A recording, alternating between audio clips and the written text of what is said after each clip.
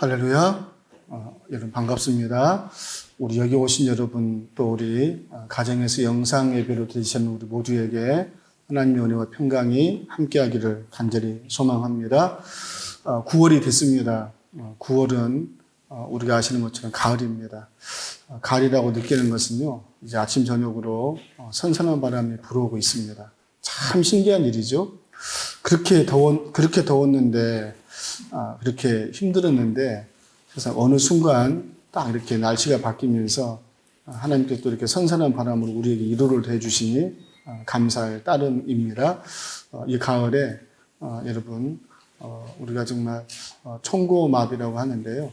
우리 모두에게 하나님께서 우리 영육간의 강건함을 더하셔서 하나님의 크신 은혜가 항상 넘치기를 주님의 이름으로 축원합니다. 우리가 아직도 코로나로 인해서 많은 사람들이 고통받고 있고요. 또 교회가 우리 아까 전사님 기도하신 것처럼 지금 딱 이 교회라고 하는 것이 딱 너무 사람들한테 좀 인식이 강하게 박혀 있어서 우리는 다 같이 이렇게 교회가 한 공동체인 것을 요즘 많이 실감하고 계시죠? 한 사람이 잘못하면요, 온 교회가 욕을 먹습니다. 그래서 우리가 정말 모든 교회에 누를 끼치지 않기 위해서 서로 이렇게 조심하고 있습니다. 여러분, 우리가 지금 영상 예배를 드리고 있는데요. 우리가 이걸 통해서 훈련될 것은 뭐냐면, 가정에서 예배할 때도 하나님 앞에 최선을 다해서 무소부재하신 하나님이시니까 오늘 이곳에 예배하는 곳 하나님이 함께 하시고 내 예배를 받아주시기를 이렇게 간절히 바라는 마음으로, 또 우리가 함께 하는 예배도 중요하지만 또 가정에서 드리는 예배도 소중함을 알고 정성을 다하는 훈련이 되기를 간절히 빕니다.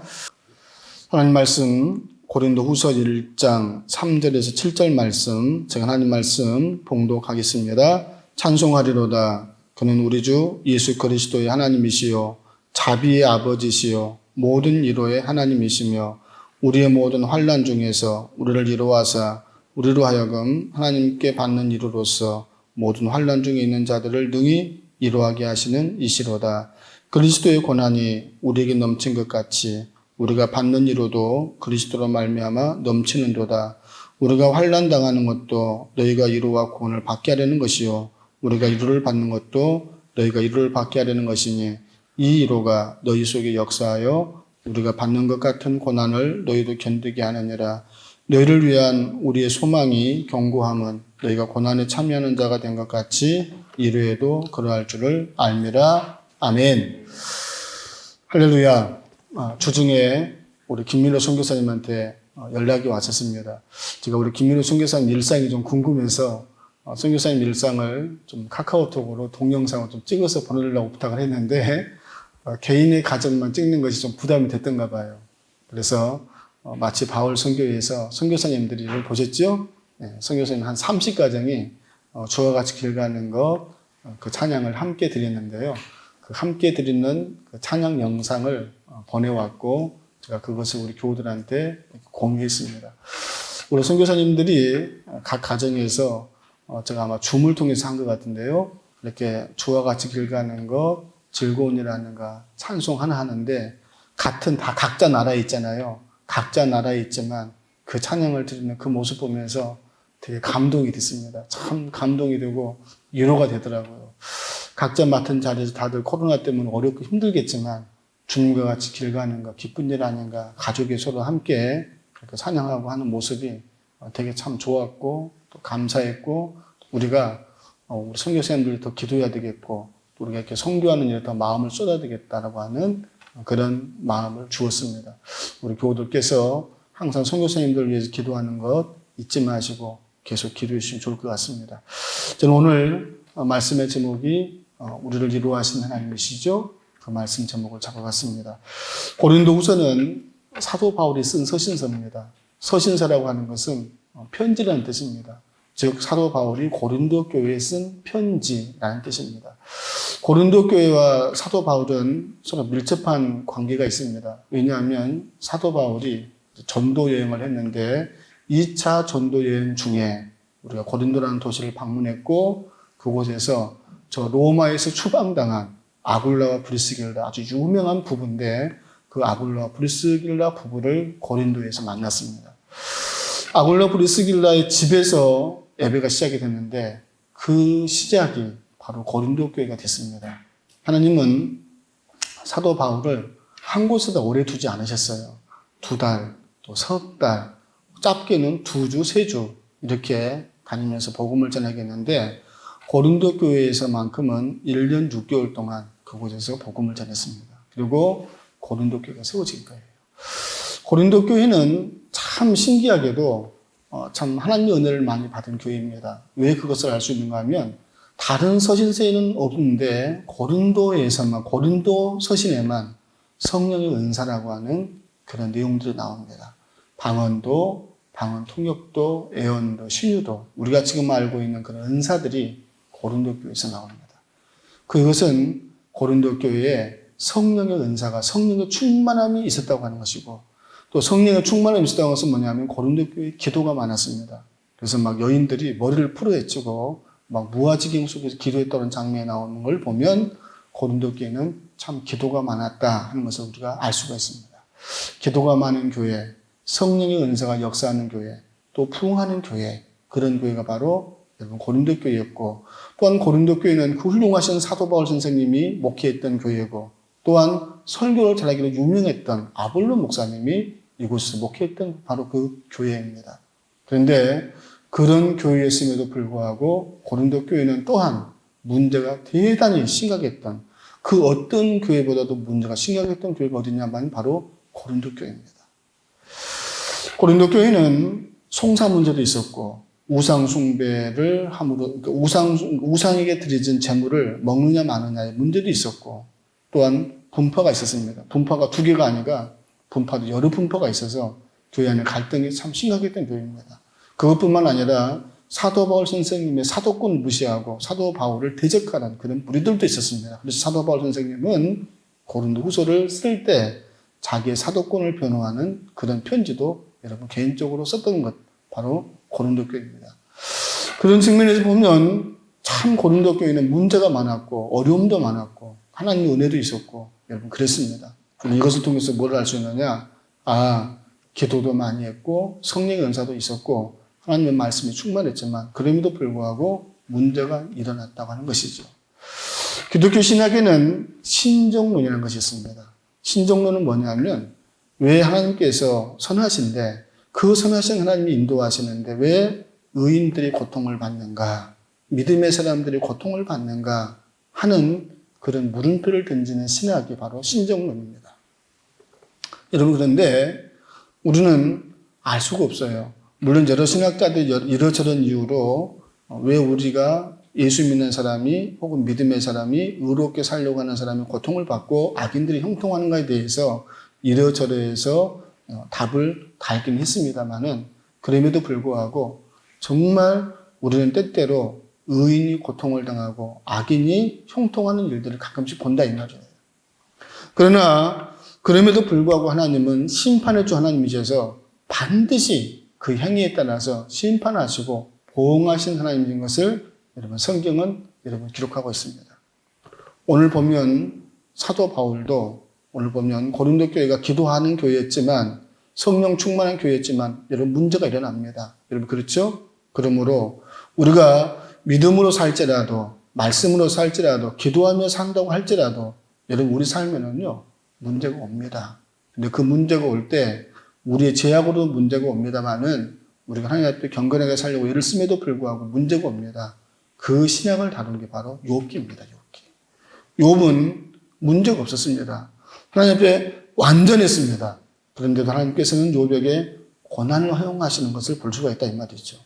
그런 걸 보면 우리가 이 고난이 왜 왔는가에 집중하기보다는 이 고난을, 이 어려움을 어떻게 극복할 것인가, 또 하나님은 이 고난과 어려움 가운데 있는 우리를 어떻게 인도하실 것인가에 초점을 맞추는 것이 더 현명한 믿음의 사람의 모습이라고 저는 생각됩니다. 사랑하는 교회 여러분, 오늘 저와 여러분들이 이 고난이 왜 왔을까라기보다는 하나님께서 우리에게 어려움을 주셨다면, 고통을 주셨다면, 힘든 일을 주셨다면 이 힘들고 어려운 일을 어떻게 극복해 갈 것인가, 하나님은 우리를 어떻게 인도하시길 바라시는가 초점을 맞춰서 우리가 당하는 어려움과 고난을 능히 이겨내는 하나님의 사람들 되시기를 주님의 이름으로 축원합니다. 저는 오늘 이 말씀을 설교하려고 했던 것은 뭐냐면 사도 바울이 바로 그 고린도 교인들이 그 고린도 교회를 자기가 세웠거든요. 그런데 그 고린도 교인들이 사도 바울에 대해서 공격해요. 야, 당신 주님의 제자들은 12제자가 있었잖아요. 주님의 제자들은 다 예수님과 함께 있었는데 당신은 예수님과 함께 없었잖아. 근데 왜 사도라고 말해? 당신은 사도가 아니야. 라고 공격했습니다. 또한 예수님의 제자들은 사례비를 받았거든요.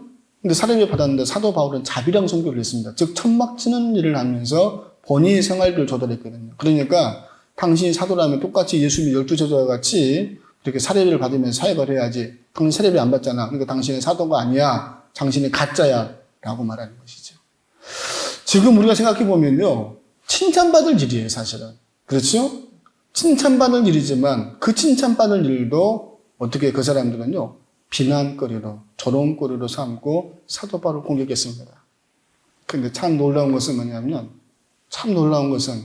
그런 고린도 교인이었지만 사도 바울은 그런 고린도 교인들에게 하나님의 위로를 전달하고 하기 위해서 오늘 위로의 하나님에 대해서 말씀을 전하고 있다 이 말이에요. 저는 여기에서 참 위로를 얻습니다. 어떤 위로를 얻는가? 꼭 저는 사도 바울의 입장이 아니라 고린도 교회의 입장으로 이 말씀을 대해봤습니다. 여러분, 저는 하나님의 부족해서 나는 사도 바울처럼 완벽하다고 말할 수 없기 때문에 나는 고린도 교인과 같이 부족한 사람으로 자신을 인식을 한 거예요.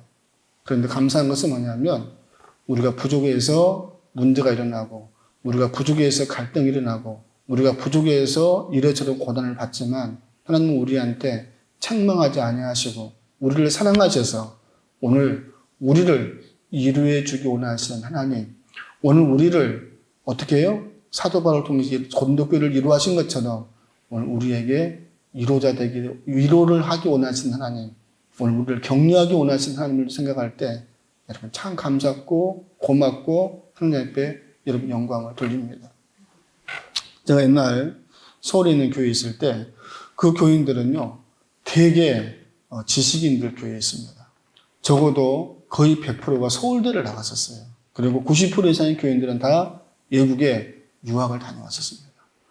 고등학교는 거창고등학교를 나왔어요. 그러니까 거기는 조금 그런 인맥으로 거창고등학교를 나오고 서울대를 나와서 외국에 유학 갔다 온 그야말로 똑똑하신 교인들이 모여서 신앙 공동체를 만들었던 교회예요. 그런 교회에 청년이 교회를 하나 다녔는데 그 청년은 연세대학교를 다니는 청년이었습니다. 여러분 우리가 생각할 때 스카이 중에 하나니까 연세대 대단하지 않습니까? 그런데 연세 다니는 그 청년이 교회에서 적응을 못했습니다. 왠 줄 아세요? 약간 차별이 있었어요. 약간의 차별이 있었어요. 그곳은 서울대를 나오지 않으면 그 교회는 유학을 다녀오지 않으면 조금 적응하기 힘든 교회였어요. 그만큼 조금 다른 자기들은 들여놓고 하지는 않았지만 약간의 차별과 약간 좀 특권의식이 있었다 이 말입니다. 사랑하는 교회 여러분, 우리 예수님이 어떤 분이세요? 하나님의 본체시라고 그러잖아요. 거룩하면 자체시죠. 본체시죠. 만왕의 왕이신 여러분 그 왕이 되시죠. 여러분 그 예수님이요. 여러분 우리를 상대해 준다는 것 자체가 여러분 특별한 은혜인 줄 저는 믿습니다. 여러분 우리 못 만나요. 여러분. 우리 문재인 대통령 못 만납니다. 여러분 제가 문재인 대통령을 아무리 좋아하지만 저 대통령을 너무 좋아해서 대통령 만나뵈려고 저기 청와대까지 왔거든요. 저 좀 들어가게 해주세요. 여러분 경호원이 웃습니다. 그런 사람이 한두 명이 아닙니다. 여러분 웃습니다. 상대 안 해줍니다. 여러분 지위가 높은 사람, 부자들이 가난한 사람 여러분 세상에 상대 안 해줍니다. 여러분 천시 여깁니다. 지식인들이 여러분 무식한 사람 무시합니다.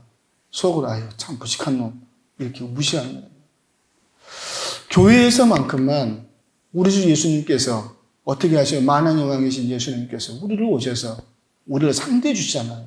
우리를 대접해 주시잖아요. 우리를 존귀 여기시잖아요.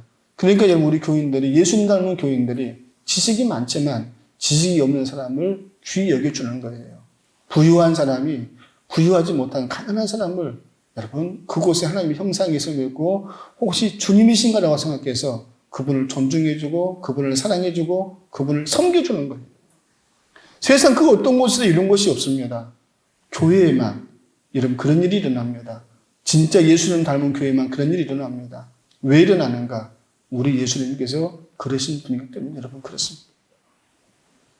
여러분 그렇죠? 우리 예수님 그런 분 때문에 여러분 그렇습니다.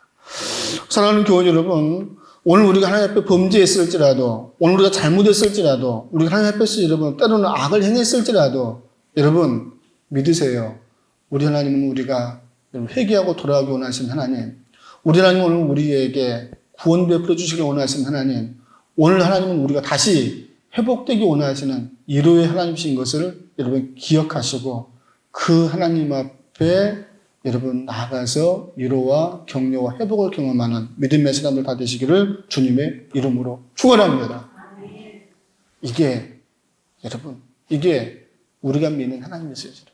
대단하신 분인 것이죠. 근데요 자기를 상대해 주니까요 자기가 대단한 사람인 줄을 알아요. 여러분 대단한 착각입니다. 상대해 주니까 대단한 사람인 줄 알아요. 여러분 우리 가운데 그런 착각자가 없기를 주의 이름으로 축원합니다. 부족한 사람, 연약한 사람, 정말 하나님께 나를 상대해 주지 못할 만큼 나는 정말 아무것도 아닌 사람, 그런 나를 하나님께서 상대해 주시니 감사하고 자녀로 삼아주시니 감사하고 나를 구원해서 구원의 자녀로 불러주시고 인쳐주시니 하나님 고맙고 감사합니다 라고 하는 이 감사의 고백이 저와 여러분들의 입술을 통해서 터져 나오기를 주님의 이름으로 축원합니다. 그러면 오늘 하나님은 이루어가기 원하시는 하나님이신데 그 하나님께서 우리를 어떻게 이루어가기 원하시는가를 우리 말씀을 통해서 보겠습니다. 첫 번째, 여러분 이루가 무엇인지 성경이 어떻게 정의하냐면 이루라는 단어의 원래의 뜻은 여러분 파라클레오라고 하는 단어입니다. 이 파라라고 하는 단어는 파라클레오라는 단어는 헬라어인데 파라는 어떤 뜻이 있냐면 곁에, 클레오라고 하는 뜻은 부르다는 뜻이 있어요. 그래서 파라클레오라고 하는 이루라고 하는 뜻은 옆으로 부르다, 곁으로 부르다라고 하는 뜻을 갖고 있어요. 그러면 옆으로 부르다, 곁으로 부르다인데 누가 하나님께서 자기 옆으로 부르다, 자기 곁으로 부르다 이럴 때 여러분 이루가 된다는 뜻이에요. 욥이 성경에 보면 욥이요. 여러분 다 아시는 것처럼 어느 날 갑자기 환난을 당합니다. 자식 다 잃었습니다. 재산 다 잃었습니다. 그러니까 친구들이 와서 맨날 며칠 같이 먹고 자면서 옆에서 욥을 위로했습니다. 근데 욥이 위로를 받지 못한다고 돼 있어요. 성경에 보니까. 그들이 하는 말이 오히려 가시와같이 자기를 찌른대요. 다윗이 또한 그래요. 다윗이 고난을 많이 받았잖아요. 근데 고난을 많이 받을 때 여러분 옆에서 위로하는데 그 위로자의 말들이 위로의 말이 아니라 오히려 자기에게 상처가 되는 말로 다가왔다고 그렇게 이야기를 해요. 여러분 그렇습니다. 그 사람은 나름대로 위로한다고 했지만 내가 받아들일 때는 그 말이 오히려 자격지심이 있어서인지는 모르겠습니다만은 그 말이 내게 상처가 되고 아픔이 되고 고통으로 다가올 때가 많아요.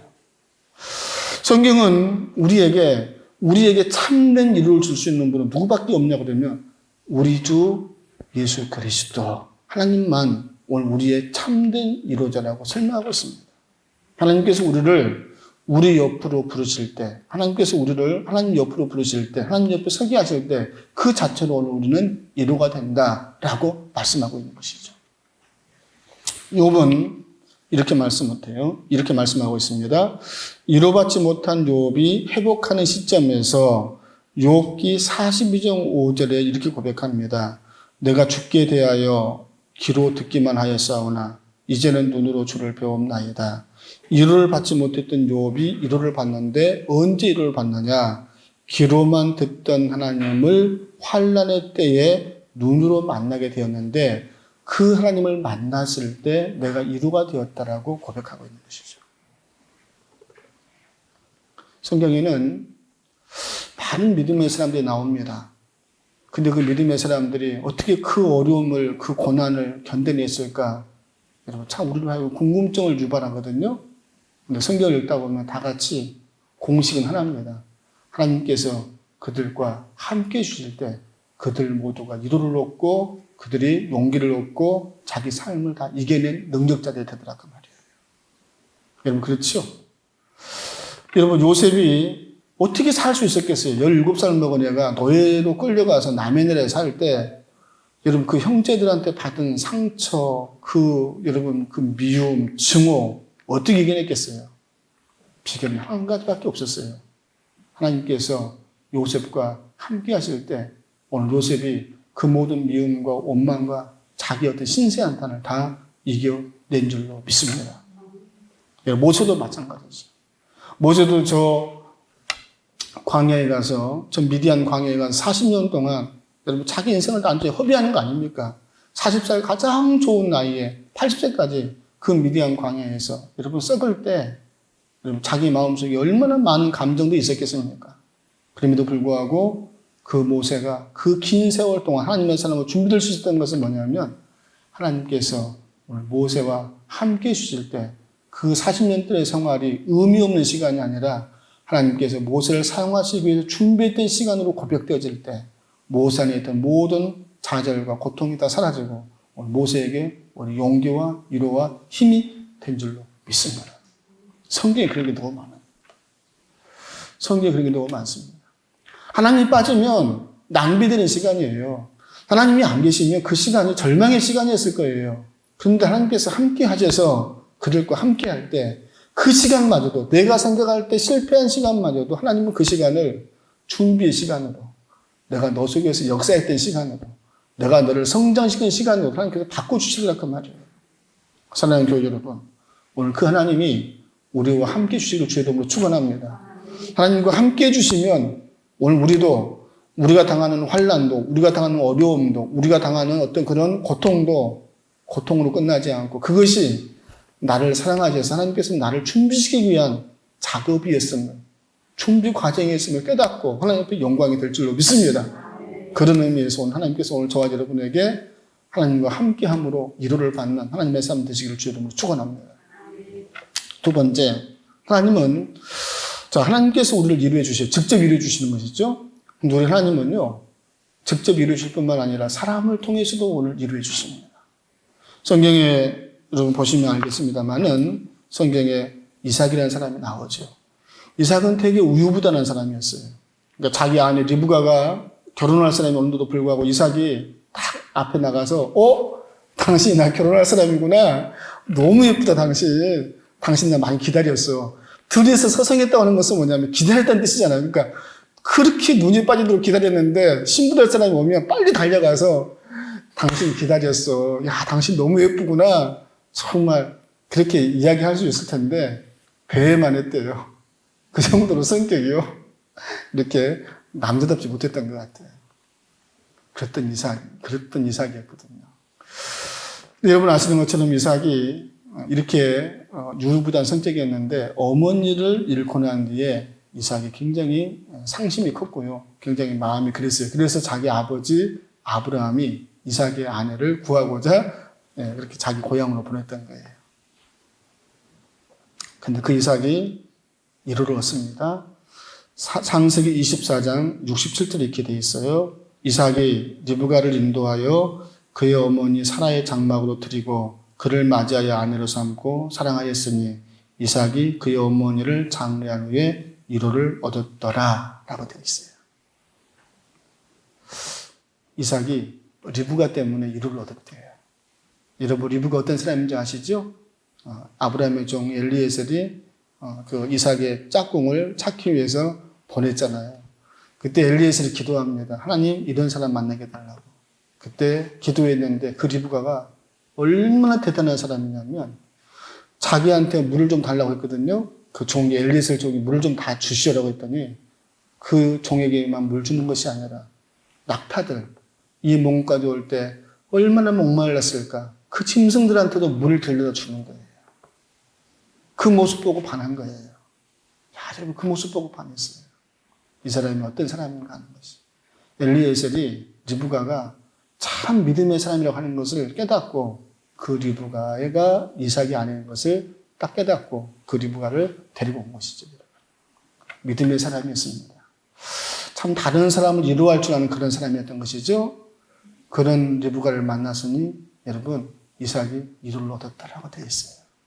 리브가라고 하는 이 뜻은 히브리어로 어떤 뜻을 갖고 있냐면 꼭꼭 묶여 있는 자의 뜻이래요. 어디에 묶여 있는 자, 어디에 꼭꼭 묶여 있는가? 하나님께 꼭꼭 묶여 있는 자라는 뜻 같아요. 하나님께 붙들려 있는 자, 믿음이 참 좋은 사람, 그런 좋은 사람 리브가를 통해서 이삭이 위로를 얻고 용기를 얻어요. 이삭만 그랬을까? 이삭에 있는 부하들도, 이삭의 집에 살는 종들도 아마 위로와 용기를 얻었을 것으로 우리는 추측할 수 있습니다. 사랑하는 교회 여러분, 오늘 우리는 사람을 통해서 위로를 얻는데요. 그때 어떤 사람을 통해서 위로를 얻냐면 약삭빠른 사람, 세상에서 말하는 약삭빠른 사람, 지혜 있는 사람, 똑똑한 사람, 잘난 사람을 통해 위로받는 게 아니래요. 하나님께 붙어있는 사람, 하나님을 닮은 경건한 사람, 하나님을 닮은, 예수님의 인격을 닮은 그런 사람을 통해서 오늘 우리는 위로를 얻고 용기를 얻는다고 성경은 표현되어 있습니다. 사랑하는 교회 여러분, 오늘 저와 여러분이 우리가 사람을 만날 때 하나님께 묶여있는 사람, 하나님을 경외하는 사람 만나서 그 사람을 통해 여러분 위로 얻기를 주님의 이름으로 축원합니다. 뿐만 아니라 우리 자신이 하나님 앞에 정말 하나님을 경외하는 사람이 되어서 오늘 가정 속에서, 직장 속에서, 교회 속에서 오늘 여러분이 위로자가 되기를 주님의 이름으로 축원합니다. 여러분, 한 사람이 대단히 중요합니다. 제가 지난 주중에요, 전화 한 통화를 받았습니다. 우리 시찰 내에 있는 어느 목사님이 8.15 광복절 때 인솔자로 8.15 광복절 집회를 다녀왔다고 저한테 제보가 들어온 거예요.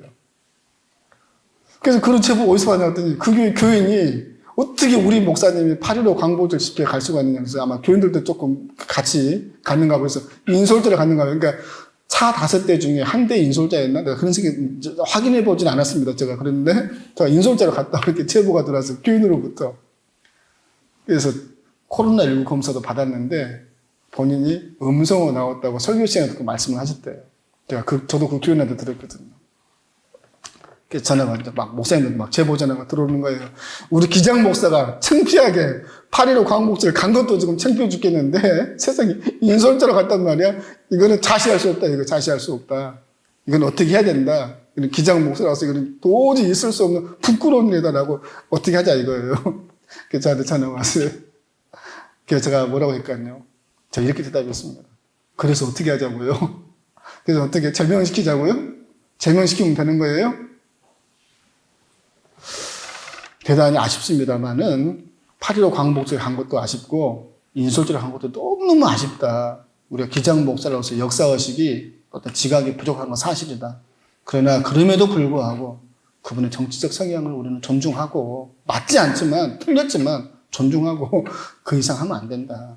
우리가 기도하고 그 목사를 만나서 대화하면서 그분이 다시 이제 그런 일을 하지 않도록 우리가 대화하지만 그것에 대해서 어떤 행정 조치도 어떤 불이익도 우리는 줘서는 안 된다. 그냥 개인적으로 만나서 우리가 한번 대화하면서 다시는 그렇게 하지 말도록 당부를 할 수 있으되 제명 이거 안 된다.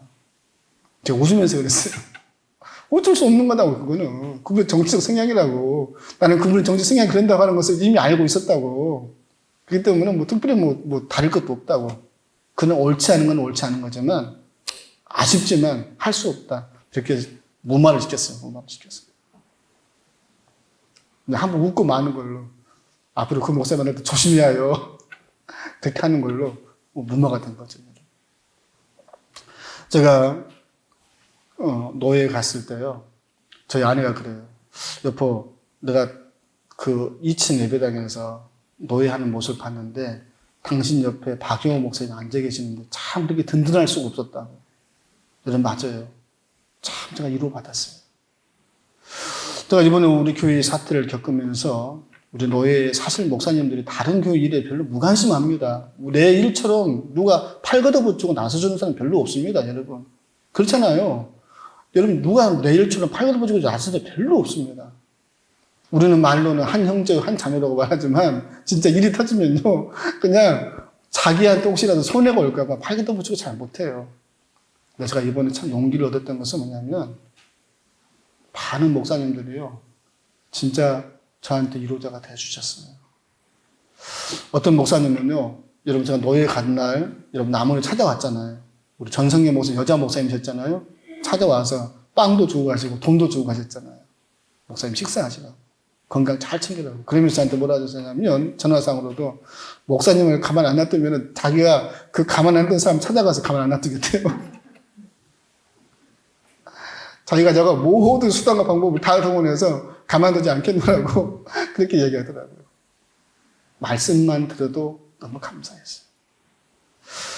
우리 성광환 목사님요, 실시간으로 저한테 방송해 줬어요. 실시간으로. 노예에서 어디 부서에서 일어나고 있는 일들을 실시간으로 저한테 중계를 해주셨어요.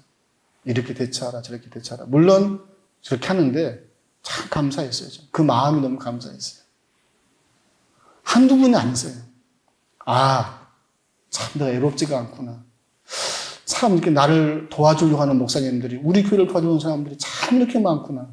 저는 그것이 주님께서 그 많은 목사님들을 통해서 우리를 돕고 격려하시는 저는 방법이었다고 저는 생각합니다. 참 진짜예요. 어떤 원로 목사님은요, 노예에 나오지도 않으시거든요. 노예에 나오지도 않으세요. 근데 저한테 전화하셔서 묻고, 그 다음에 꼭 끝나면 기도해 주시더라고요. 저 이번에 알았어요. 참 전화상으로 기도해 주는 게 얼마나 중요한 건지 이번에 알았어요. 자, 기도합시다. 그리고 항상 전화 끝날 때는요, 항상 기도로 마쳤어요. 내가 기도해 줄게. 노예는 안 나오셨어요. 근데 항상 전화로 묻고 기도해 주시고, 자관, 내가 어떤 일이 터지면 내가 노예 나갈 거야. 그러니까 걱정하지 마. 별로 문제 안 될 것 같으니 걱정하지 말고 그냥 좀 유연하게 대처하라고. 여러분, 가정 안에 믿음의 사람이 여러분 얼마나 중요한지, 그 믿음의 사람이 가족들 이루어가고 가족들을 바로 세워나가고 가족들을 여러분 예수님께로 이끌어가는 그런 귀한 통로 역할을 저는 감당할 줄로 믿습니다. 우리가 직장에서 한 사람이 얼마나 중요한지, 한 사람이 어떻게 말하고 어떻게 방향을 뜨냐에 따라서 우리가 방향이 설정이 되잖아요. 오늘 저와 여러분이 하나님과 가까이 있는 사람, 오늘 되셔서 하나님과 가까이 있을 때 주님이 주신 감동으로, 주님이 주신 영감으로, 주님이 주신 지혜로 오늘 내가 속해 있는 그 사람들에게 영향력을 행사해서 내가 속해 있는 모든 사람들에게 주님의 이름을 전달하는 믿음의 사람들로 쓰임받게 되기를 주님의 이름으로 축원합니다. 그런 사람 되기를 주 이름으로 축원합니다. 세 번째로 파라클레오라는 단어 속에는 초대한다는 뜻이 있대요. 이건 이거 같아요. 초대한다. 우리는 아무리 사람을 위로하려고 해도요, 위로가 제대로 안 돼. 사람이다 보니까 그 사람의 마음을 잘 몰라요. 그러니까 진짜 그 사람한테 위로를 주려면 나를 통해서 저 사람에게 하나님 저 사람에게 위로가 전달되기 원하는데 어떻게 하는 것이 가장 좋은 위로인가? 그렇죠? 예수님을 소개해 주는 거예요. 예수님 소개해 주는 거예요. 그러면 그 예수님이 나보다 1000배, 100배 오늘 그 사람의 삶 속에 들어가서 그 사람을 위로해 주시고 그 사람을 격려해 주시고 그 사람을 회복시켜 주실 줄로 믿습니다. 우리는 그런 의미에서 나도 물론 위로자가 되지만 나를 통해서 예수님께서 그 사람을 위로할 수 있도록 예수님을 그 사람의 삶 속에 초대하는 거예요. 오늘 그것이 우리는 참된 위로자로 하나님 앞에 쓰임받는 방법인 줄로 저는 믿습니다. 그렇게 했던 제일 대표적인 사람이 누구냐면 바로 바나바예요.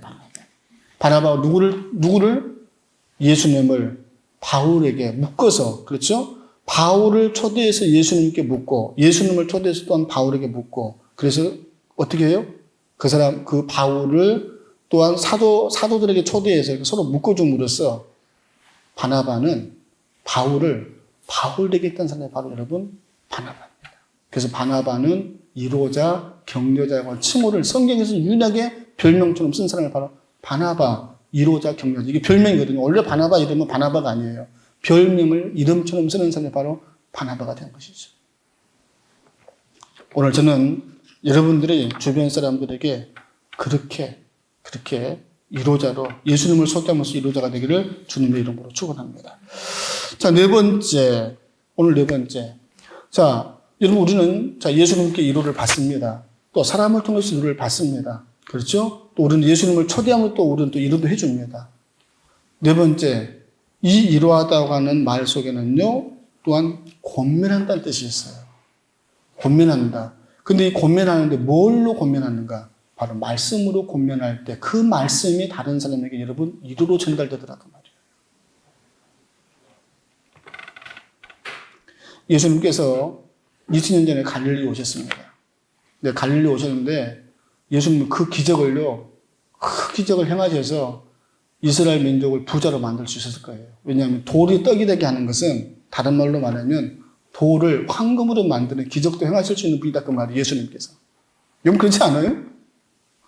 저는 우리 예수님께서 어떤 기적까지 행하시는지 저는 상상력입니다. 여러분 제 상상력을 하면 생각해보세요. 이런 상상도 하는 거예요. 예수님께서 저쪽 팔레스틴 서쪽에 가면 바다가 있잖아요. 지중해 바다가 있잖아요. 그 지중해 바다에서 풍랑도 잠잠케 하신 분이시니까 바닷속에 있는 모든 물고기들에게 명령해서 바다에 있는 모든 물고기들아 이곳에 모이라고 이렇게 모이게 해서 고기를 잡았어도 거기 있는 어부들 다 부자가 되도록 하셨을 것 같아요. 예수님은 상상할 수 없는 능력이 갖고 계신 분이죠. 돌을 황금으로 만들지 않으셔도 괜찮아요. 황금이 어디에 묻혔는지 예수님 보실 것 같아, 눈으로. 아, 황금이 저기에 묻혀 있구나. 아, 저기를 파면 황금이 나오겠구나. 예수님은 아셨을 것 같아. 근데 그 예수님은 이스라엘 민족에게 황금을 만들거나 황금을 찾게 하심으로써 그들에게 여러분 부자가 되게 함으로 그들의 삶을 이루어지지 않으셨어요. 예수님이 이스라엘 민족을 이루었던 방법은 뭐냐면 여러분 뭐였어요? 3년 공생의 사역 동안에 예수님은 하나님의 말씀을 저들에게 전달함으로써 저들의 삶을 이루어하셨어요. 예수님이 왜 그러셨을까? 물질은 그렇게 오래 가지 못하는 걸 예수님 아시기 때문에 그런 것 같아요. 우리가 옛날보다 훨씬 잘 살잖아요. 근데 옛날과 지금에 비교했을 때 우리는 더 삶에 더 막 여유가 있고 막 더 그런가요? 그런 것 같지는 않아요. 왜냐하면 갈수록 사람들이 자살을 더 많이 해요. 갈수록 사람들이 더 각박하게 살고 있는 거예요. 그런 걸 따지고 보면 편안함이 꼭 물질의 부여함이 우리를 진정으로 행복하게 하는 것은 아닌 것 같아요. 그럼 예수님도 아셨겠죠. 예수님은 우리의 삶의 진정한 행복은, 진정한 신문, 진정한 안식은 어디에서 오는가? 하나님 말씀에서 온다고 믿었고 그 말씀을 전달한 거예요. 사랑하는 교회 여러분, 오늘 우리는 하나님의 말씀 속에 참된 일과 있고 참된 행복이 있고 여러분 참된 평강이 있는 줄 저는 믿습니다. 그러면 우리는 하나님의 말씀을 잘 전달하는 전달자가 될 때 우리는 하나님 앞에 이루자가 될 수 있는 것이죠. 하나님께서 저에게 말씀의 은사를 부어주시기를 저는 간절히 바랍니다. 그래서 그 말씀의 은사로서 오늘 교우들 이루하고 주변 사람을 이루하는 하나님의 사람을 되었으면 좋겠습니다.